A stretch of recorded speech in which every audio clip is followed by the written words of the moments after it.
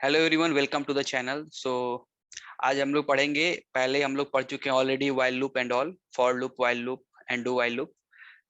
अगर नहीं देखे वीडियो तो आप लोग देख सकते हो। और टुडे हम लोग पढ़ेंगे if else statement, nested if else, ternary operator and switch cases. If else क्यों यूज करते हैं, टर्नरी ऑपरेटर कब यूज करेंगे एंड स्विच केस कब यूज किया जा सकता है। डिफरेंट कंडीशंस भी हम लोग देखेंगे कि किस किस कंडीशन में किस किस चीजों का यूज होता है। तो स्टार्ट करते हैं। अगर अभी तक वीडियो को लाइक नहीं किया तो वीडियो लाइक कर दो और चैनल को सब्सक्राइब कर दो।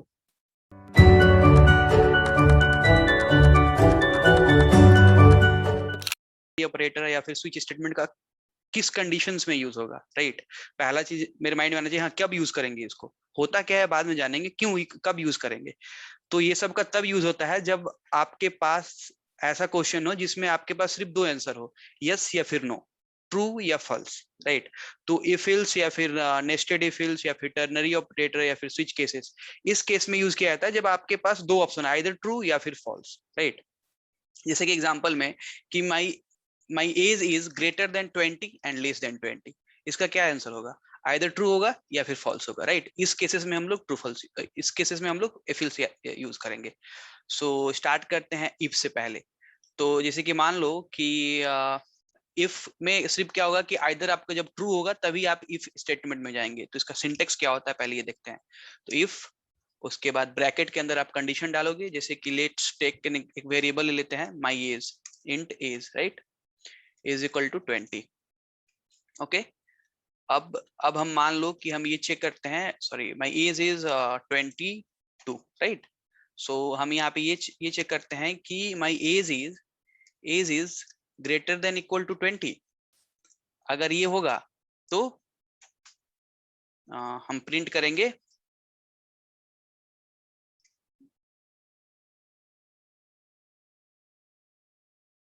माई age. Okay.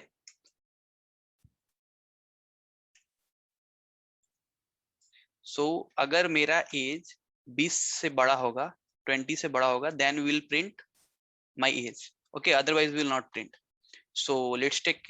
Let's run this code, देखते हैं क्या होता है। तो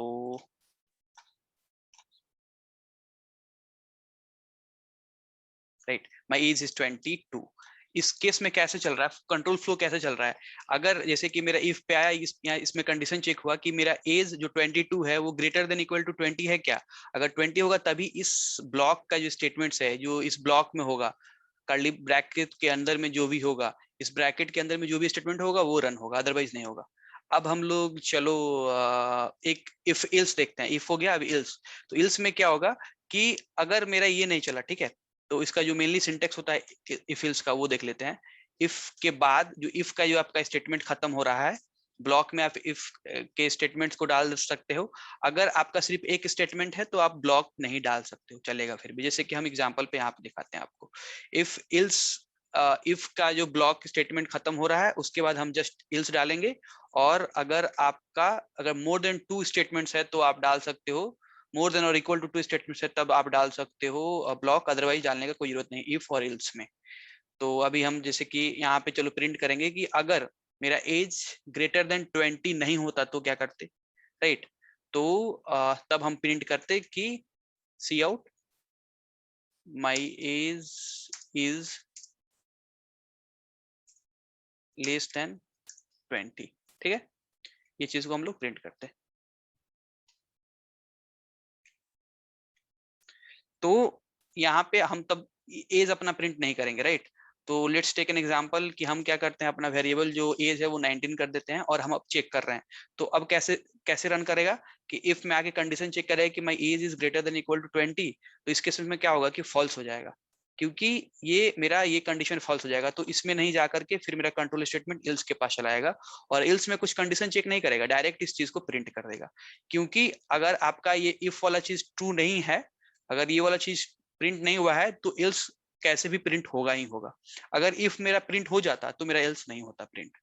कैसे होता है, अगर मेरा इफ नहीं रन किया, इफ का स्टेटमेंट कंडीशन जो है वो फॉल्स रहा, तो मेरा एल्स में जो भी स्टेटमेंट होगा वो एल्स मेरा रन करेगा एंड एल्स के अंदर जो ब्लॉक के अंदर जो भी स्टेटमेंट्स होगा वो स्टेटमेंट्स पूरा रन करेगा। जैसे कि अभी हम लोग रन करते हैं इसको। माई age is less than 20, right. तो ये हो गया इफ इल्स। अब नेस्टेड इफ इल्स क्या होता है कि जैसे कि मान लो कि तुम्हारा इफ है और इस इफ के अंदर फिर तुम दूसरा इफ इल्स डालते हो, जैसे कि my age is less than greater than 20, greater than equal to 20, अपना एज 22 कर देते हैं और इस कंडीशन में आएगा। अब इसके बाद हम फिर एक इफ डालते हैं, ये डालते हैं कि my age is greater than 21 और नॉट, ठीक है। So age is greater than equal to 21, right. तो हम एज एज प्रिंट करेंगे अपना, as is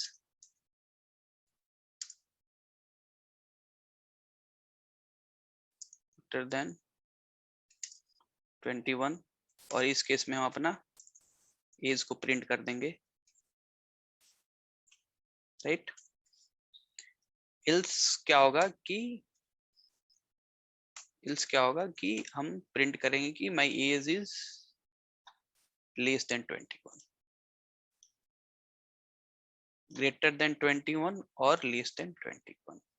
my age is greater than 21 और यहाँ पे हम लोग प्रिंट करेंगे कि my age is less than 21। सो अभी देखो हम लोग इसको रन करेंगे तो इस केस में अभी क्या होगा, कैसे रन करना चाहिए मेरा इफ। जो नेस्टेड इफ इल्स क्या होता है कि इफ या फिर इल्स के अंदर आप इफ इल्स डाल रहे हो तो वो नेस्टेड आपका इफ इल्स हो गया, ठीक है। तो अभी मान लो कि इस इफ में क्या होगा, कंडीशन क्या होगा कि मेरा एज इज इक्वल टू 22 है, तो ये इफ वाला कंडीशन मेरा ट्रू होगा और ट्रू होने के बाद फिर यहाँ पे आके चेक करेगा कि my age is greater than equal to 20, greater than 21, तो ये वाला स्टेटमेंट प्रिंट होगा, अदरवाइज ये वाला होगा। जैसे कि लेट्स सपोज कि हम 21 मेरा एज है, राइट। तो इस केस में क्या होगा कि age is greater than equal to 21, ये वाला कंडीशन ट्रू होगा, बट ये वाला कंडीशन ट्रू नहीं होगा। क्यों? क्योंकि मेरा एज 21 है, सो 21 इज ग्रेटर देन 21 नहीं होगा, राइट। 21 इज ग्रेटर देन 21 नहीं होगा, तो ये वाला स्टेटमेंट फॉल्स हो जाएगा, तो मेरा यहाँ पे ये वाला चीज प्रिंट हो जाएगा। रन करके देखते हैं, right. Age is less than 21, sorry 21 और क्या हो रहा है, दो बार क्यों एज प्रिंट हो जा रहा है?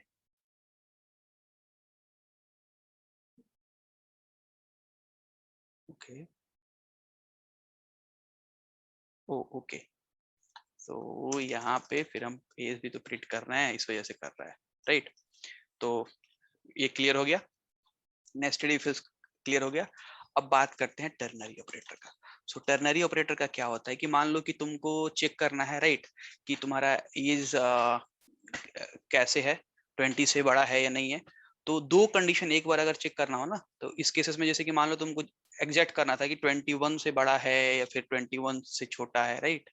तो ये वाला चीज, तो अभी मान लो कि ये वाला चीज अगर यूज करना हो तुमको और टर्नरी ऑपरेटर का यूज करना है तो कैसे होगा।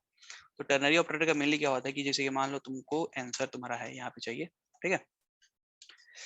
आंसर इज इक्वल टू या फिर या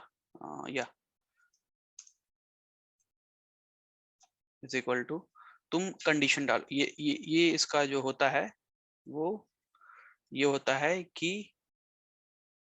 यहाँ पे तुम्हारा कंडीशन जाएगा, राइट।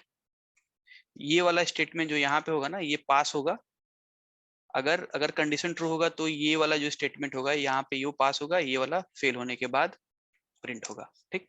अभी तुमको समझ में नहीं आया, कोई दिक्कत की बात नहीं है, समझ में आ जाएगा। अभी हम क्या करते हैं, जैसे कि मेरा एज था, ठीक है, तो हम पहले एज, मेरा पहले क्या जाएगा, कंडीशन जाएगा, ठीक।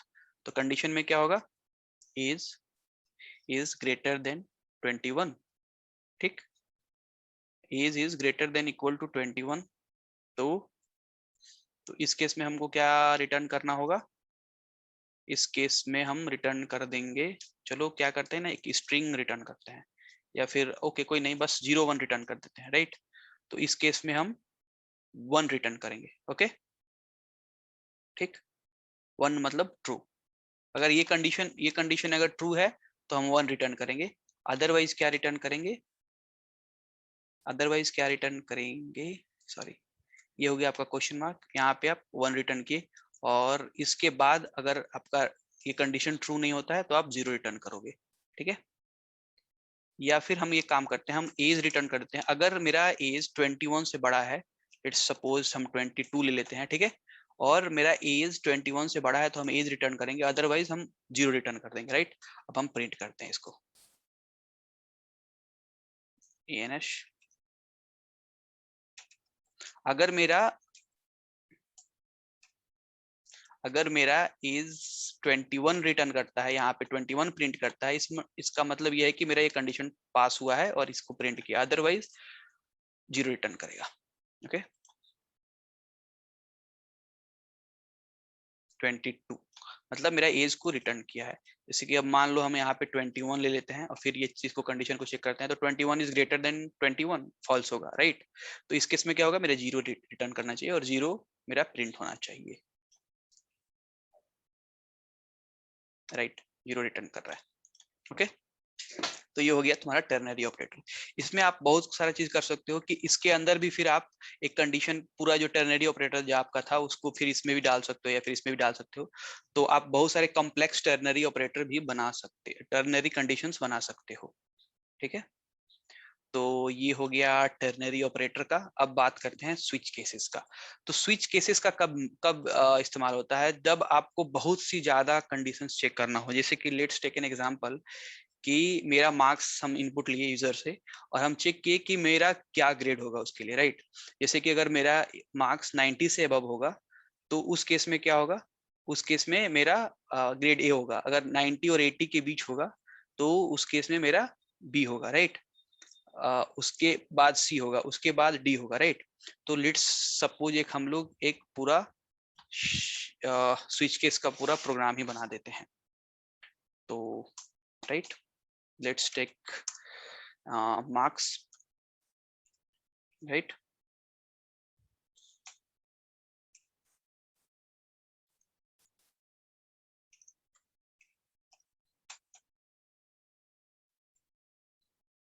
थोड़ा सा प्रॉब्लम आ गया था। तो अभी देखो, जैसे कि हम लोग मार्क्स लिए, राइट। तो मार्क्स 100 के बेसिस पे लेंगे, राइट। तो हम लोग क्या करेंगे, जब स्विच स्टेटमेंट लेंगे ना, तो यहाँ पे मार्क्स बाई डिवाइडेड बाई 10 कर देंगे। तो जैसे कि मान लो कि अगर तुम्हारा मार्क्स 10 रहता है, sorry marks divided by 10 is equal to, अगर तुम्हारा 100 मार्क्स आता है या फिर 90 से अबव आता है, राइट, 91 92 जितना भी आता है, 91 से अबव, तो उस केस में, या फिर 90 से अबव जितना भी आता है, लाइक 10 तब आए, कब आएगा 10 कब आएगा, जब तुम्हारा 100 मार्क्स होगा, या 9 कब आएगा, जब तुम्हारा 91 से अबव रहेगा, 90 और 90 से अबव रहेगा, राइट। तो इस केस में 9 आएगा। तो इस केस में हम लोग ग्रेड ए प्रिंट करेंगे, राइट। अगर तुम्हारा 8 आता है, इसका मतलब क्या है कि तुम्हारा मार्क्स किसके बीच में है, तुम्हारा मार्क्स 80 से लेके 89 के बीच में है, तो मार्क्स हम बी प्रिंट करेंगे। वैसे ही तुम्हारा सी प्रिंट करेंगे जब तुम्हारा 70 से 79 के बीच में होगा। तो यहाँ पे हम लोग क्या करेंगे कि यहीं पे हम लोग वो चीज को डिवाइड करके उसको 0 to 10 के फॉर्मेट में रख देंगे, ताकि यहाँ पे डायरेक्ट सिर्फ और सिर्फ हम लोग जो आपका जो इंटीजर या फिर यहाँ पे तुम्हारा कैरेक्टर ये लेता है, ठीक है। तो ऐसे डाल देंगे, ठीक। और अगर तुम्हारा जैसे कि मान लो कि हम 90 डाले, ठीक है, 90 मार्क्स मेरा आया, तो 9 प्रिंट करने के बाद, ए प्रिंट करने के बाद ब्रेक हो जाएगा, ये वाला चीज नहीं आएगा। लेकिन अगर तुम ब्रेक नहीं किए होते तो तुम्हारा ये वाला भी स्टेटमेंट रन करेगा। जैसे कि अभी हम लोग अभी देखते हैं कि चलो हम ले लेते हैं कि मेरा मार्क्स 90 आया है, तो इस केस में क्या आना चाहिए, इस केस में मेरा ए आया, ये आना चाहिए, राइट, क्योंकि 90 से 100 के बीच में मेरा मार्क्स है, राइट। अब हम क्या करते हैं, इस ब्रेक को बस कमेंट आउट कर देते हैं। अब देखो क्या होता है, अभी क्या हुआ, बी को भी प्रिंट कर दिया, बी को प्रिंट करने के बाद फिर ब्रेक होता है। अगर तुम बी को भी कमेंट आउट कर दोगे तो तुम्हारा ये ए वाला तो प्रिंट होगा ही होगा, ये वाला प्रिंट होगा ही होगा, सी वाला भी प्रिंट होगा, ठीक, और उसके बाद फिर जाके ब्रेक होगा। तो ये चीज है कि आपको कौन सा कहाँ तक स्टेटमेंट प्रिंट करना है, उसके लिए भी आपको ब्रेक का काफी ज्यादा यहाँ पे ध्यान रखना होगा। जैसे कि मान लो अभी तुम सी तक आया था तुम्हारा, अब तुम ब्रेक कर देते हो ना, इसको भी कमेंट आउट कर दोगे, तुम्हारा ये वाला भी चलेगा। तो ये तुम्हारा हो गया if else and nested if else and ternary operator and switch statement. So switch का क्या syntax है देख लिए, switch में कैसे करना है. अब अगले वीडियोस में हम लोग functions and all के बारे में पढ़ेंगे. So thank you.